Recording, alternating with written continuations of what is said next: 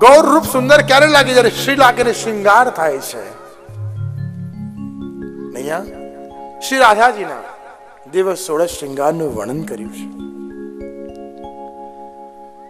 ગોપીઓ કહે કે અરે પ્રભુ, રાધા જેવું સૌંદર્ય વિશ્વમાં નથી તો શ્રૃંગાર કેમ? તો કહ્યું કે શ્રૃંગાર એ રસનું વર્ણન છે, રસની ગાથા છે. ને પ્રભુ બિચ્છુ કુંડ પર પધારે ને શ્રૃંગારનો કુંડ છે. श्रृंगार का कुंड कौन सो? एक बिच्छू कुंड. श्रृंगार नो कुंड ने परासो लिचन सरोवर ए रास नो कुंड छे. જ્યાં રાધાજી શ્રૃંગાર કરે ત્યાં પ્રભુનું મન મોહાય છે. રાધાજી આટલા સુંદર છતાં શ્રૃંગાર કેમ કરે? તો કહ્યું કે રાધાજીના શ્રૃંગાર માત્રથી પ્રભુ મૂર્છિત થાય છે.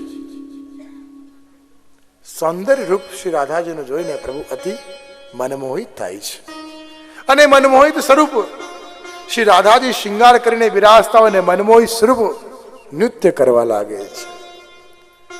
ને કહેવાય છે ને કે જે રાધાજીએ શ્રૃંગાર કર્યા અને પ્રભુએ નૃત્ય કર્યું અને પ્રભુના નૃત્ય કરતા કરતા કરતા કરતા એક નેત્રમાંથી પ્રેમનો અધર બિંદુ જ્યોત પ્રગટ થઈ ને જ્યોત પ્રગટ થઈ, જ્યોત પ્રગટ થઈ, જ્યોત પ્રગટ થઈ, જ્યોત પ્રગટ થઈ, જ્યોત પ્રગટ થઈ, જ્યોત પ્રગટ થઈ, જ્યોત પ્રગટ થઈ, એમ એક એક જ્યોતના કણ પ્રગટ થયા અને એક એક કણમાં પ્રગટ થઈ થઈને આખો શ્રી ગિરિરાજ પર્વત પ્રગટ થયો છે. રાધા રમણને રાસથી જ નિત્ય લીલામાં શ્રી ગિરિરાજનું પ્રાગટ્ય છે.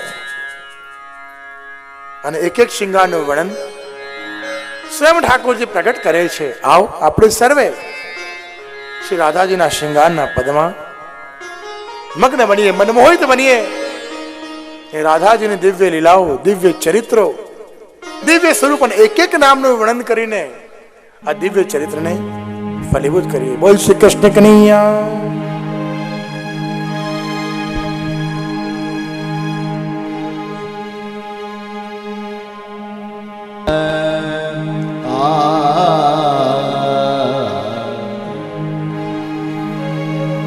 શારદ સરોવર સુભગ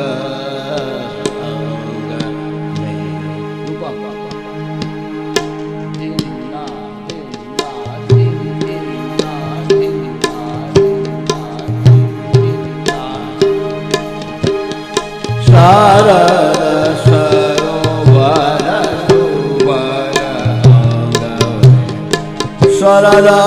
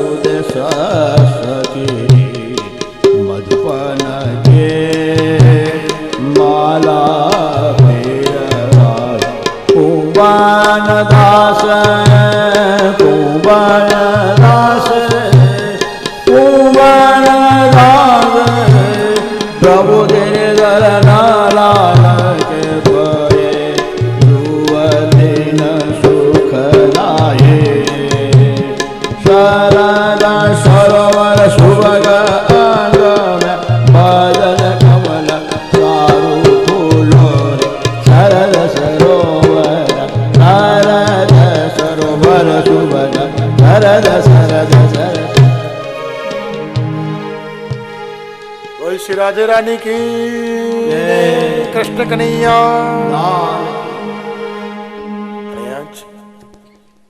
प्रभु कहे कि राधाजी ते पुष्टि शक्ति છે.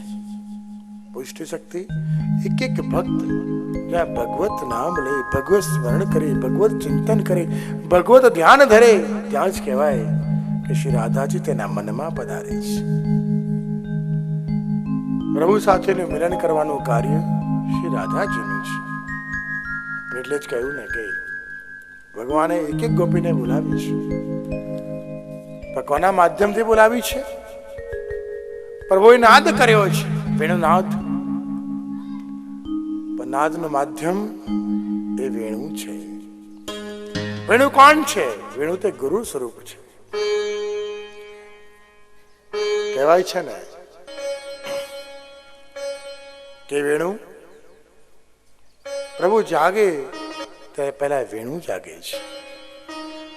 પ્રભુ જયારે સૈયા મંદિરમાં પધારે ને તો પહેલા વેણુ પધારે છે. વેણુ તે સ્વામીજીનું સ્વરૂપ છે. બિંદુ ષષ્ઠી, નાદ ષષ્ઠી. જગતગુરુ શ્રી વલ્લભાચાર્યના બે ષષ્ઠી છે, એક બિંદુ અને એક નાદ. બિંદુ ષષ્ઠીમાં આચાર્ય શ્રી વલ્લભાચાર્ય વંશજ કુલ અને નાદ ષષ્ઠી વૈષ્ણવ કુલ. બિંદુ ષષ્ઠી ક્યાંથી પ્રગટ થયું? કે વેણુનાદ કર્યો ભગવાને.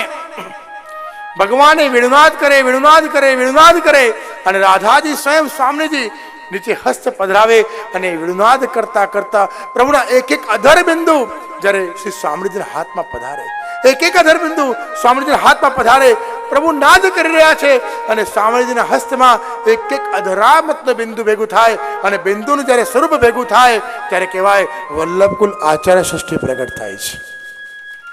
અને નાદ ષષ્ઠી જ્યારે પ્રભુ નાદ કરે, નાદ કરે, નાદ કરે, નાદ કરે, નાદ કરે, નાદ કરે, નાદ કરે, નાદ કરે, નાદ કરે, નાદ કરે અને નાદ કરતા કરતા એક એક ભક્તના કાનમાં ત્યાં પ્રભુનો નાદ શ્રવણ થાય અને નાદ શ્રવણ કરતા જે ષષ્ઠી પ્રગટ થાય છે એને કહેવાય વૈષ્ણવ કુલ નાદ ષષ્ઠીમાં છે. ત્યારે એ માધ્યમ છે શ્રી રાધાજી વેણુ સ્વરૂપ. વેણુ મંગલાથી લઈને સૈન સુધી પ્રભુની દિવ્ય લીલાઓને ચરિત્ર કરે છે, પ્રગટ કરે છે. ગોપી પોતાના ઘરમાં છે અને દરેક ગોપીને નાદ સંભળાઈ રહ્યો છે. આવો આપણે સર્વે પ્રભુની દિવ્ય ફલ પ્રકરણ એવા રાસ પંચાધ્યાયમાં પ્રવેશ કરીએ. અને પ્રથમ શ્લોક ભગવાન પિતા રાત્રે. આપણે સર્વે મળીને રાસ પંચાધ્યાયના પ્રથમ શ્લોકનું ગાન કરીને એક સાથે રાસમાં પ્રવેશ કરીએ. બોલ શ્રી કૃષ્ણ કનૈયા. ભગવાન પિતા રાત્રે શરદો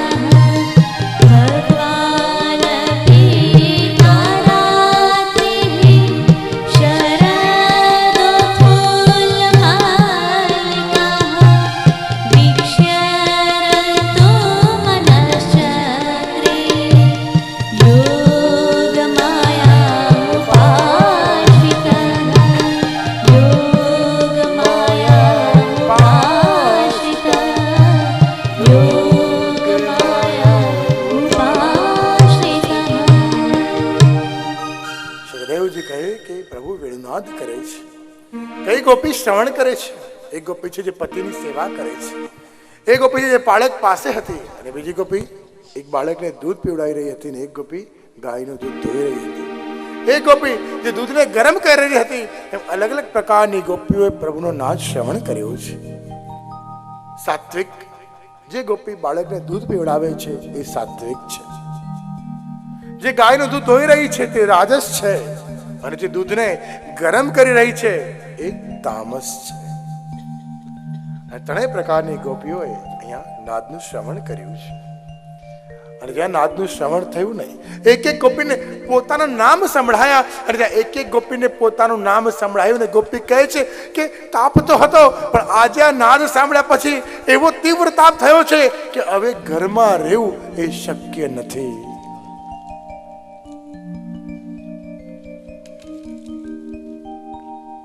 જ્યાં બુદ્ધિ કહે કે રોકાઈ જા, પણ મને કહે છે કે આજ પ્રિયને મળ્યા વગર ચાલશે નહીં.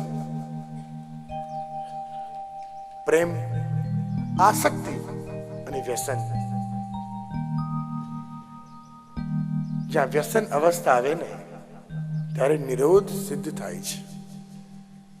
અને નિરોધ સિદ્ધ થયા પછી ભક્ત ભગવાનમાં લય થાય છે. લય થયા પછી એને પ્રભુને મળ્યા વગર એક ક્ષણ માટે પણ ચાલતું નથી.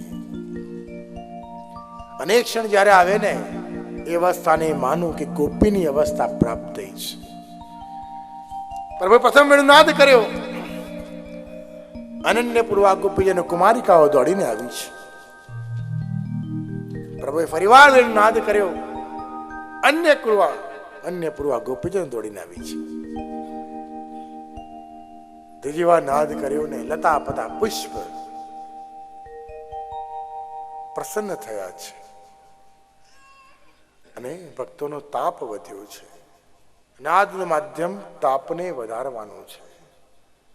પ્રભુ કોઈને બોલાવે, નામ દઈને બોલાવે તો ભક્ત કેવો આનંદિત થઈ જાય. અને એક એક ગોપી જેમ રાત્રિના સમયે આકાશમાં જોઈને એક એક તારા કેવી રીતે ખીલતા હોય, અજવાળો પ્રકાશ ફેલાવતા હોય, એમ એક એક ગોપી વૃંદાવનની ભૂમિમાં પધારી રહી છે. ને દરેક ગોપીને મનમાં એક જ આનંદ છે કે આજે મારા પ્રભુ મને મળવાના છે, મારા પ્રભુએ મને બોલાવી છે, મારા પ્રભુએ મને બોલાવી છે, મારા પ્રભુએ મને બોલાવી છે. અને માધ્યમ હતું વેણુનું.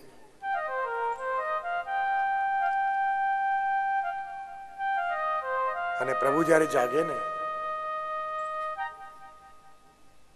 ને સૈયા મંદિરથી ખંડપાટ તરફ ક્યારે પધારે જોયે કે મારા વેણુજી એ સિંહાસન પર પધાર્યા છે, હું પણ સિંહાસન પર જાઉં. વેણુ સદાય પોષિત ધર્મવાળી છે. અને એટલે જ અહીંયા સાહિત્યકારોએ વેણુને ગુરુ સમાન ગણી છે. કે ગુરુનું કાર્ય શું છે? દૂર દૂરથી પોતાના ભક્તોને બોલાવું અને પ્રભુને સમર્પિત કરી દેવા. એ વેણુ નાદ દ્વારા, નાદ બ્રહ્મ દ્વારા એક એક ભક્તોને પોતાના ઘરમાંથી બોલાવીને ભગવાન સુધી જોડવાનું કાર્ય વેણુ કરે છે. નાદ તે વેણુનો છે. અને એક એક ગોપી દોડીને આવે છે. અને મનમાં ભાવના છે કે આજે રાસ થવાનો છે. અને ગોપીને મનમાં કાત્યાયની વ્રત યાદ આવ્યું કે કાત્યાયની વ્રત કર્યું હતું ને પ્રભુએ પધારીને કહ્યું હતું કે હું તમારી સાથે લગ્ન કરીશ. અને આજે એ જ લગ્નનો દિવસ આવ્યો છે.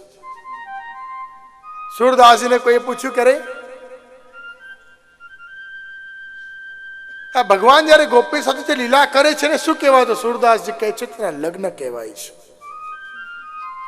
બધા ભક્તો કે હોતા હશે લગ્ન, લગ્ન આવી તો થોડી થાય. સુરદાસજી કહે છે કે આજ લગ્ન છે કે પત્રિકા વગર લગ્ન. સુરદાસજી કહે છે કે ભગવાનની જે વેણુ છે ને, વેણુનો જે નાદ છે ને, એ નાદ એક એક ઘરે પહોંચ્યો છે. અને એક એક ઘરે જયારે સંદેશો પહોંચે ત્યારે પત્રિકા સમાન ગણાય છે. પ્રભુનો નાદ એવો છે. ફરી બધું ક્યારે હોતું હશે લગ્નમાં તો છે ને ફેરા પણ હોય છે. સુરદાસજી કહે છે આમાં ફેરા છે જ ને. કેવી રીતે? કે ભક્ત છે ને એ દોડીને આવશે ને ભગવાન તેનો હાથ પકડે અને હાથ પકડી જે રાસ ગોળ ગોળ કરે એ રાસના ગોળ ફેરા એ લગ્નના ફેરા છે. કેટલોક શિંગાર વગરના ફેરા હોતા હશે. સુરદાસજી કહે છે આમાં શિંગાર અતિશય મૂલક છે. કેવી રીતે? કે આ યોગમાં ઉપાસિત ગોપી તો ઘેલી ભરીને ઘરમાંથી દોડી દોડીને આવી છે, પણ માર્ગમાં એનું રૂપ પરિવર્તન થયું છે. યોગ માયા પ્રગટ્યા છે. વાળ વિખરાયેલા છે. ઘરમાં કામ કરતી દોડતી ગોપી જ્યારે રાસના મંડલમાં પ્રવેશ કરે ને તો હીરાના આભૂષણ, સુંદર ચનિયા ચોલી, સુંદર મુખારવિંદ ને રાસની સંપૂર્ણ તૈયારી સાથે પ્રગટ થઈ રહી છે. કહ્યું કે હીરાના જે આભૂષણ છે ને, હીરામાં અગ્નિ છે અને અગ્નિનો પ્રકાશ એ લગ્નની અગ્નિ પ્રગટ કરીને એ અગ્નિના પ્રકાશમાં જ્યાં રાસ થાય તો કહેવાય કે અગ્નિના ફેરા ભગવાને લીધા છે. સુરદાસજી બધી વાત માનીએ પણ સાક્ષી વગરના લગ્ન શું કરવાના? સાક્ષી તો જોઈએ નહીં. સુરદાસજી કે છે એમાં સાક્ષી છે કોણ? યમુનાજી. સાક્ષાત યમુનાજી સાક્ષીપુરી છે કે એક એક ગોપીના ફેરા જ્યાં ભગવાન જોડે થાય છે, યમુનાજી કહે છે કે મેં મારી આંખે જોયું છે. પ્રભુએ વિચાર કર્યો કે ગોપીઓ રાસમાં આવી છે પણ મારા શિંગારને વસ્ત્ર કોણ સાચવશે? તો યમુનાજી કહે છે કે મને પ્રભુ પધરાવો, આપણા શિંગાર આભૂષણ વસ્ત્ર હું સાચવીશ, પણ આપ ગોપી સાથે રાસ કરો. અને એ જ યમુનાજીનો સખી ભાવ છે. જે પુષ્ટિમાર્ગમાં બે ભાવ ચાલે છે, ગોપી ભાવ અને એક સખી ભાવ. ગોપી ભાવ એટલે હું જ સેવા કરીશ, મારી સેવા છે ને બીજાને કરવા નહીં દઉં, એ ગોપી ભાવ. અને સખી ભાવ, હું તો રોજ સેવા કરું છું, હું તો રોજ કીર્તન કરું છું, હું તો રોજ પ્રભુને શિંગાર ધરું છું, હું તો રોજ મહાપ્રભુજીની જારી ભરું છું. આજે તમે આવ્યા છો ને, હું પાછળ ઊભી રહીશ ને તમે સેવા કરો. જે બીજાને આગળ કરે એને કહેવાય સખી ભાવ. ગોપી ભાવ તો ખૂબ થઈ ગયો. અત્યારના સમયમાં સખી ભાવની જરૂર છે. શહેરાય મહાપ્રભુ કહે છે, આજ્ઞા કરે છે કે પ્રાચીન ભગવદીઓને સદાય સન્માન આપવું અને નવા વૈષ્ણવ જે થયા છે ને એને પોતાનાથી ભાવરૂપમાં સારા જાણવા. ત્યારે જ ભક્તિ પ્રગટ થશે, ત્યારે જ અષ્ટાક્ષર ફલીભૂત થશે, ત્યારે જય શ્રી કૃષ્ણનો મહિમા જળવાશે. આપણે બધા આપણા મંત્રોનો મહિમા નથી રાખતા. અષ્ટાક્ષર અને પંચાક્ષરનો મહિમા ત્યારે જળવાય જ્યારે તેનું સ્મરણ થાય. કેટલાય જીવો છે ને બ્રહ્મ સંબંધ લઈ લે, બીજ મંત્ર, બ્રહ્મ સંબંધ મંત્ર, મને ગાય મને બ્રહ્મ સંબંધ છે, મને બ્રહ્મ સંબંધ છે. બધી વાત સાચી, પછી બ્રહ્મ સંબંધ મંત્ર કોઈને યાદ છે કે ના? એ સારું યાદ નથી. અરે સંસારમાં કોઈ લગ્ન કરે ને તો આખી જિંદગી ફોટા સાચવી રાખે, લગ્નની તારીખ યાદ રાખે. કેમ યાદ રાખે છે એની ચર્ચા નથી કરવી, નહીં તો પાછું એ મોટી મોટી ગિફ્ટ લાવવી પડશે. આખો દિવસ બધું યાદ રાખે, પણ બ્રહ્મસ્વન ક્યારે લીધું એ યાદ રાખ્યું છે ક્યારે કે ના? બ્રહ્મસ્વન મંત્ર, લગ્નનો જે ભગવાન સાથે લગ્નનો જે મંત્ર છે કે જે સિદ્ધ મંત્ર છે, અને એ મંત્ર દ્વારા જ એક એક ભક્તને લીલાની પ્રાપ્તિ છે. તો એ મંત્ર યાદ છે કે ના?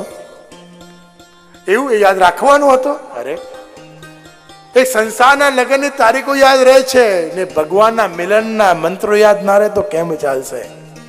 84 લાખ યોનિમાં ભટકતો જીવ એ 84 અક્ષર માત્રથી એ 84 લાખ યોની છોડાઈ અને વૈષ્ણવ ધર્મમાં જન્મ મળ્યો. શું એ મંત્ર ક્યારે ભૂલાય આપણાથી? આપણે એ ભૂલી જઈએ છીએ. નિત્ય જેનું સ્મરણ થાય ને એને કહેવાય ગદ્ય મંત્ર. પરિવત્સર, સંવત્સર દર વર્ષે આવે ને પરિવત્સર. એક વાર તમને પુષ્ટિ માર્ગમાં પુષ્ટિમાં તમારું વરણ થયું પછી ક્યારે તમારે બીજામાં જવાની જરૂર નથી. એક વાર પ્રભુએ તમારો હાથ પકડ્યો પછી ક્યારે ભગવાન તમારો હાથ નહીં છોડે. એને પ્રગટ પ્રમાણ બતાવતું એને કહેવાય ગદ્ય મંત્ર, બ્રહ્મ સંબંધ મંત્ર. સદાય તેનું સ્મરણ કરવું જોઈએ. હે કૃષ્ણ હું તમારો છું, હે કૃષ્ણ હું તમારો છું, હે કૃષ્ણ હું તમારો છું અને બીજાનો નથી, હું આપનો છું પ્રભુ. એવી દિવ્ય લીલાઓની ચરિતાર્થ કરી ત્યારે સુરદાસજી કહે છે કે કાત્યાયની વ્રત કર્યું. ગોપીજનોને પ્રભુએ વચનો આપ્યા હતા ને એ વચનોના માધ્યમથી આજે રાસની ભૂમિમાં બોલાઈ છે ગોપીઓને. એ દિવ્ય રાસની ભૂમિમાં ગોપીઓ દોડી દોડીને આવી છે અને ચંદ્ર કેવું પ્રકાશ પામતું હોય ને એવા એક એક ગોપીના મુખારવિંદ ચંદ્ર સમાન છે. ટીમટીમતા ટીમટીમતા એક એક ગોપીઓ વૃંદાવનની ઝાડીઓમાંથી પ્રગટ થઈને રાસની ભૂમિમાં આવી રહી છે. અને કોણ? તાપાત્મક ગોપી. જો પુષ્ટિ માર્ગમાં ભાવ છે, ભક્તિ છે, સેવા છે, સત્સંગ છે, કીર્તન છે, દ્રઢતા છે, આશ્રય છે, સામગ્રી છે, કેટલું બધું ખજાનો છે. આ બધો ખજાનો કોની પાછળ છે ખબર છે? એ છે તાપ. ભક્તની અંદર ભગવાનને મળવાની ઉત્કંઠા, ભક્તની અંદર ભગવાનને મિલન કરવાની ઈચ્છા, એ તાપ છે. જો તાપ ના હોય ને તો તમારી પાસે પાણી પણ છે, દૂધ પણ છે, સાકર પણ છે, ચાની પત્તી પણ છે, પછી તાપ અગ્નિ વગર શું ચા બની શકશે ખરી? નહીં બની શકે. એ તાપ એ પ્રભુની પ્રસન્નતા સુખનો વિચાર છે. તાપ શું છે કે મારા પ્રભુ કૃષ્ણ છે ને કૃષ્ણના સુખનો વિચાર, એ જ મારો તાપ છે. અને પુષ્ટિ માર્ગ એ સેવા ઉપર છે, પૂજા ઉપર નથી. પૂજા ને સેવા નાનકડો સ્મોલ ડિફરન્સ, બહુ નાનકડો ડિફરન્સ છે. પૂજા એટલે ભક્ત પોતાની ઈચ્છા અનુસાર, પોતાની અનુકૂળતા અનુસાર, પોતાને સમય મળે તે અનુસાર જે કરે તેને કહેવાય પૂજા. ઠાઠ ધર્યો છે ભગવાન સામે, પ્રભુને આરોગ હોય તો આરોગ છે, ના આરોગ્ય તો પ્રભુની ઈચ્છા, એ પૂજા. અને સેવા એટલે હું કોઈ પણ નાનકડું કાર્ય કરું ને પણ મારા ભગવાન મારા પ્રભુની પ્રસન્નતા એમાં છુપાયેલી હોય એને કહેવાય સેવા. એમ ઘરમાં કોઈ મહેમાન આવ્યું, તમારી ઈચ્છા અનુસાર એને ચા પીવડાવી દીધી કે પી લો. ચા લઈને આવ્યા ને કપ આપ્યો હાથમાં, એને કીધું કે ભાઈ હું તો પીતો જ નથી, મને ચા ભાવ કામ પીવું, રેવા તો નથી લેવું, ના પાડી દીધી. અને પછી ચાનો કપ મૂકો, એને પૂછવા જાઓ કે ચલો ચા છોડો, તમને શું ભાવશે તે તમે કહો, તમને શું ગમશે તે તમે કહો. અને કહે કે ભાઈ જો ચા લેતો નથી, કામ કરો મને ખાલી પાણી આપી દો. કે ના પાણી કંઈ તો લેવું પડશે. પછી કે વાંધો નહીં હું ફ્રેશ જ્યુસ પી લઈશ, ચલો ફ્રૂટનું જ્યુસ લાવો હું લઈ લઈશ. કે સારું. અને તમે જ્યુસ કાઢ્યું ને જ્યુસ લઈને ગયા અને ભાઈએ પી લીધું. એમાં અંતર શું થયું કે જ્યારે જ્યુસ કાઢતા ત્યારે મનમાં તમારે સંકલ્પ હતો કે આ ભાઈએ પોતે મને કીધું છે, જ્યારે કપ લઈને એ ગ્લાસ લઈને તમે આપવા ગયા ને તો તમને મનમાં વિશ્વાસ હતો કે હું ગ્લાસ આપીશ અને મારા ઘરમાં એનો અતિથિ એ જ્યુસ પીવાનો છે. કેમ? એણે સામેથી માંગ્યું છે. એમ પૂજા એટલે ભક્ત સામે ચાલીને કરે એ પૂજા, અને સેવા એટલે ભગવાન સામે ચાલીને ભક્તિ માંગે અને માંગીને લે એને કહેવાય સેવા. એમાં ભગવાનની પ્રસન્નતા છુપાયેલી છે. અને પ્રભુની પ્રસન્નતા એ સેવા, અને એ સેવાનું ફલ ભક્તના મનમાં તાપ. શ્રી ગિરધરજી મહારાજે ગુસાઈજીને કહ્યું કે કાકાજી આપ ઉદાસ કેમ છો? શ્રી ગુસાઈજીએ કહ્યું કે જન્માષ્ટમી આવવાની છે ને આપણા નવનીત પ્રિયાજને ઝુલાવવા માટે સોનાનું પલ્લું નથી, અને સોનાનું પલ્લું સિદ્ધ થાય ને તો આનંદ આવે. ત્યારે સોનાના પલ્લા સિદ્ધ કરવાની તૈયારી થઈ. શ્રી ગુસાઈજીને મનમાં આનંદ થયો, અરે પલ્લું હવે સિદ્ધ થશે, હમણાં સિદ્ધ થશે, હમણાં સિદ્ધ થશે, હમણાં સિદ્ધ થશે, હવે પલ્લું બનશે, હમણાં બનશે, હમણાં બનશે, હમણાં બનશે, હમણાં બનશે. ને પલ્લું બન્યું પણ ખરું.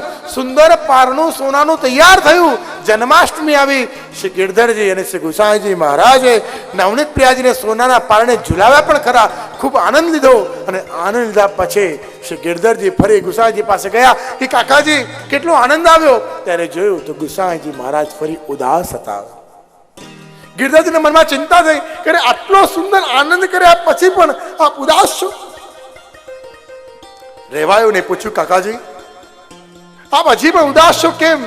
ત્યારે ગુસાઈજીની આંખમાં આંસુ આવે ને કહ્યું કે ગિરધરજી એટલા માટે ઉદાસ છું કે ગયું વર્ષ ઠાકોરજીનું સોનાનું પલ્લું તૈયાર થઈ રહ્યું હતું ને પલ્લામાં હમણાં મારા પ્રભુ ઝૂલશે, હમણાં મારા પ્રભુ ઝૂલશે, હમણાં મારા પ્રભુ ઝૂલશે. એ ઝૂલવાનો તાપ હતો અને પ્રભુ ઝૂલી લીધા છે. એનો આનંદ તો થયો પણ હૃદયનો તાપ જતો રહ્યો છે. અને તાપ હતો ને એનો સાચો આનંદ હતો.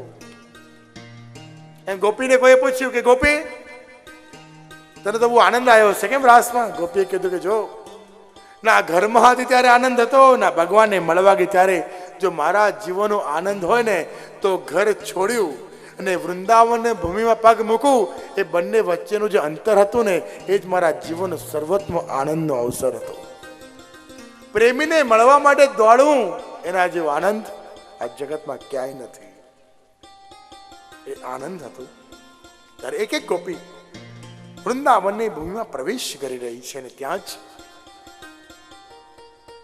પ્રભુએ નાદ કર્યો ને એક એક ગોપીના મુખારવિંદ જોયા અને સ્વાગત કરવા બેઠા હોય ને પ્રભુ એમ ત્યાં જ પ્રભુએ પ્રણય ગીતનો પ્રારંભ કર્યો છે. રાસ પંચાધ્યાયમાં પ્રથમ પ્રણય ગીત પ્રગટ થાય છે. પ્રણય ગીત અંતર્ધ્યાન લીલા ગોપી ગીત અને મહારાસ ને વચ્ચે લઘુરાસ આવે છે. તાવ રાસ પંચાધ્યાય પ્રણય ગીતના પ્રથમ શ્લોકનું ગાન કરીને રાસ મંડળમાં પ્રવેશ કરીએ. બોલ શ્રી કૃષ્ણ કનૈયા. સ્વાગતમ મહાભાગાઃ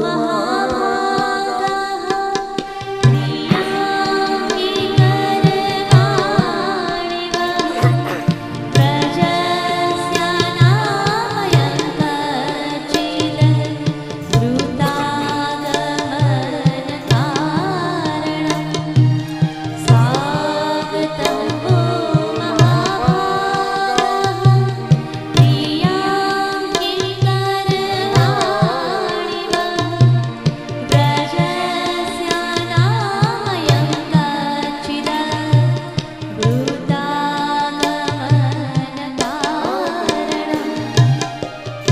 સ્વાગતમ મહાભાગા. પ્રભુ પોતાના મુખારવિંદથી વાત પ્રગટ કરી. સ્વાગતમ મહાભાગા. હે ગોપીઓ, તમારું સ્વાગત છે. અને જ્યાં ગોપીઓના કાનમાં સ્વર પડ્યા કે મારું સ્વાગત છે, ત્યાં જ ગોપીના ચરણ અટકી ગયા છે કે પ્રભુ અમારું સ્વાગત છે. અરે આપે તો નાદ કરીને અડધી રાત્રિ અમને બોલાવી છે ને અડધી રાત્રિએ હવે મારું ઘર, અમારો પરિવાર, અમારો સંસાર, અમારો સંસ્કારોને, પતિને, પુત્રને, કુળના સંસ્કારોને બધું ત્યાગ કરીને તમારી માટે અડધી રાત્રિ આવ્યા. ને તમે અમારા પ્રેમી છો, અમે પ્રેમિકા બનીને અડધી રાતે દોડીને આવી અને આપ અમારું સ્વાગત કરો છો પ્રભુ. અમારું સ્વાગત હોય ત્યાં જ ગોપીના પગ અટકી ગયા છે કે અરે પ્રભુ અમારું સ્વાગત કરીને આપે એમને પારકા કર્યા છે. અરે અડધી રાત્રે આપે એમને બોલાવ્યા તો મનમાં થયું કે પ્રભુ અમને પોતાના માને છે. અને આજે આપણે સ્વાગતની વાત કરીને પ્રભુ એવું લાગ્યું કે આપે અમને દૂર કર્યા છે. પ્રિય કિમ કારણિમ ચ. હે ગોપીઓ, અડધી રાત્રે એવું શું કામ પડ્યું કે ઘર છોડીને આવી છો? ગોપીઓ સ્તબ્ધ થઈ ગઈ છે, મૂર્છિત થવાની અવસ્થામાં છે. દરેક ગોપીના નેત્રો ઝૂકી ગયા છે અને પોતાના ચરણનો અંગૂઠો એ ગોકુલે વૃંદાવનની ભૂમિને કોતરી રહ્યું છે કે ક્યારે આ પૃથ્વી, ક્યારે આ ભૂમિમાં તિરાડ પડી જાય ને અમે આ ભૂમિમાં સમાઈ જઈએ. કારણ કે અમારો પ્રેમી અમને બોલાયા પછી અમારું સ્વાગત કરે છે ને અડધી રાતે પૂછે છે હે ગોપીઓ, તેવું શું કામ પડ્યું વ્રજમાં કે અડધી રાતે ઘરમાંથી નીકળવું પડ્યું? અરે પ્રભુ, આપે તો અમને બોલાવ્યા છે, આપે તો સંદેશો મોકલ્યો છે, આપે તો નાદ કર્યો છે ને તમારો નાદ સાંભળીને અમે આવ્યા છીએ પ્રભુ. આવું આપ કેમ કહો છો? દરેક ગોપીના આંખમાં આલ્લા સાંભળતાની સાથે આંસુ આવ્યા છે. પ્રભુ કહે છે ગોપી જો અડધી રાત્રિ આ સમય ઘરમાંથી ના નીકળાય. શાસ્ત્ર કહે છે કે પતિની સેવા એ સર્વોપરી છે ને પતિને છોડીને તું આવી છે. ગોપી કે પ્રભુ આપણે શું થઈ ગયું છે? પેલા તો અમારા નામ લીધા, અમને બોલાવ્યા, અમને પોતાના ગણ્યા, હવે અમને ઘરની યાદ અપાવો છો? પ્રભુ અમે તમારી માટે આવ્યા છીએ, અમને તમારા પોતાના બનાવી લો પ્રભુ. ત્યારે પ્રભુ કહે કે જો ગોપી, શાસ્ત્ર કહે છે કે પતિની સેવા કરવી જોઈએ, ઘરના કુના સંસ્કારોનું ધ્યાન રાખવું જોઈએ, અને તે બધું છોડીને આવી છે. ગોપી કહે કે પ્રભુ એક વાત કહું કે શું? પ્રેમ હોય ને પ્રેમ, શુદ્ધા પ્રેમણા અતિ દુર્લભા પ્રભુ. સાચો પ્રેમ એ પરિવર્તન કરાવે છે પ્રભુ. મેં અડધી રાત્રે બધું જ તમારી માટે છોડી આવી છે. પ્રભુ કહે ગોપી આ લોકમાં તારી ટીકાઓ થશે કે તું અડધી રાત્રે ઘર છોડીને વૃંદાવનમાં આવી છે. જા તારા પતિ તારી રાહ જોતા હશે, તારા પતિવ્રતા ધર્મને નિભાવો ગોપી. ગોપી કહે પ્રભુ એક વાત કહું કે શું? જે ઘરમાં જે પતિ છે ને પ્રભુ એ તો પંચ મહાભૂતનો બનેલો છે, અને પ્રગટ કોઈ પતિ હોય ને પ્રભુ તે આપ છો. અને કાત્ય